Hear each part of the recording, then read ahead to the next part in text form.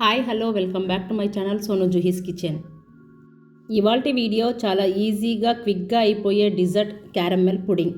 ఇదైతే సాఫ్ట్గా నోట్లో వేసుకుంటే కరిగిపోయేలా ఈ క్యారమెల్ పుడింగ్ ఎలా తయారు చేసుకోవాలో ఈ వీడియోలో చూద్దాం. ముందుగా మనం 4 బ్రెడ్ ముక్కలను తీసుకొని సైడ్లో ఉండే బ్రౌన్ పార్ట్ను 4 సైడ్లలో కట్ చేసుకోవాలి. ఇలా కట్ చేసుకున్న వాటిని ఒక బ్రెడ్ను 4 పీసుల్లాగా కట్ చేసి పక్కనుంచండి. ఈ విధంగా అన్ని బ్రెడ్లను కట్ చేసి పక్కనుంచండి. ఇప్పుడు మరో పక్కన స్టవ్ ఆన్ చేసి గిన్నెలోకి 1/2 లీటర్ పాలను తీసుకుందాం. ఈ పాలల్లోకి 1/4 కప్పు పంచదారను వేసి బాగా కలుపుకోవాలి. ఈ మెజరింగ్ కప్స్ ఏ సూపర్ మార్కెట్లో అయినా అవైలబుల్లో ఉంటాయి, కావాలంటే తీసుకోండి. బిగినర్స్కి మెజరింగ్ కప్స్తో అయితే చాలా ఈజీగా చేసుకోగలుగుతారు. ఇప్పుడు పంచదార అనేది పూర్తిగా కరిగిపోయేంత వరకు 2 నుంచి 3 నిమిషాలు మరిగించుకోవాలి.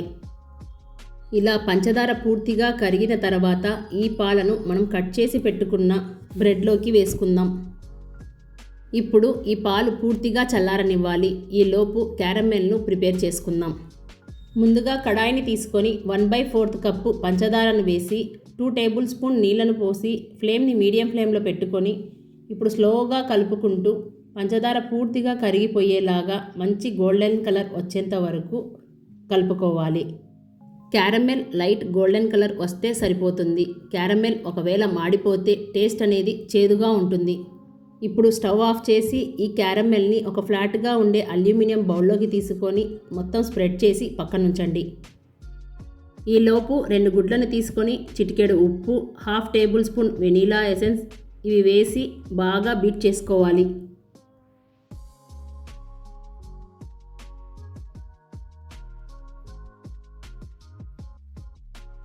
పూర్తిగా చల్లారిన బ్రెడ్ పాలను తీసుకొని మిక్సీ జార్లో వేసి స్మూత్గా గ్రైండ్ చేసుకోవాలి.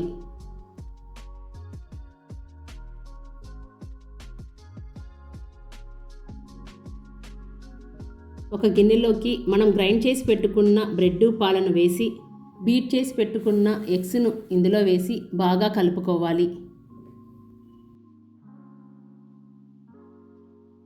ఇలా కలుపుకున్న వాటిని క్యారమెల్ గిన్నెలోకి తీసుకుందాం.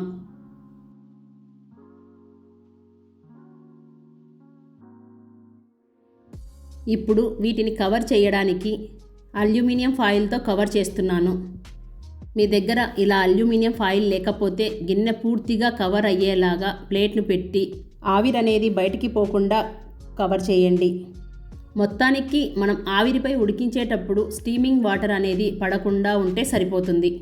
ఇప్పుడు ఏదైనా మందంగా ఉన్న గిన్నెను లేదా కుక్కర్ను కానీ తీసుకొని 1 గ్లాస్ వాటర్ను పోసి ఇలాంటి స్టాండ్ను కానీ లేదా ఏదైనా స్టీల్ గిన్నెను కానీ పెట్టండి. నీళ్లు బాగా వేడయ్యాక మనం ప్రిపేర్ చేసుకున్న క్యారమెల్ని తీసుకొని ఫ్లేమ్ని మీడియం ఫ్లేమ్లో 30 నుంచి 35 నిమిషాలు ఆవిరికి ఉడికించాలి. 35 నిమిషాల తర్వాత పుడింగ్ రెడీ అయిపోయింది. ఇప్పుడు సిల్వర్ ఫాయిల్ని రిమూవ్ చేసి పుడింగ్ లోపల ఉడికిందా లేదా అనేది ఇలా ఫోర్క్తో చెక్ చేసుకుంటే సరిపోతుంది.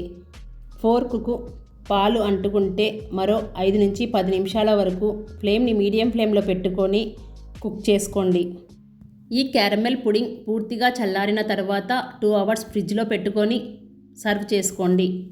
ఆఫ్టర్ 2 అవర్స్ తర్వాత పుడింగ్ని చాక్తో ఎడ్జెస్ని లూజ్ చేశాక ప్లేట్ని పెట్టి రివర్స్ చేయండి. ఈజీగా ఊడొస్తుంది. అంతేనండి, ఎమ్మీ జ్యూసీగా ఉండే క్యారమెల్ పుడింగ్ రెడీ అయిపోయింది. టెక్చర్ అయినా టేస్ట్ అయినా చక్కగా మనం బయట కొన్నట్టే వస్తుంది. చాలా బాగుంటుంది. సో నేను చెప్పిన కొలతల్లో ఈ క్యారమెల్ పుడింగ్ మీరు కూడా ఇంట్లో డెఫినెట్గా ట్రై చేయండి. ట్రై చేశాక ఎలా కుదిరిందో నాతో షేర్ చేసుకోవడం మర్చిపోవద్దు. ఈ వీడియో మీకు నచ్చినట్లయితే please like, share, subscribe to my channel Sonu Juhi's kitchen.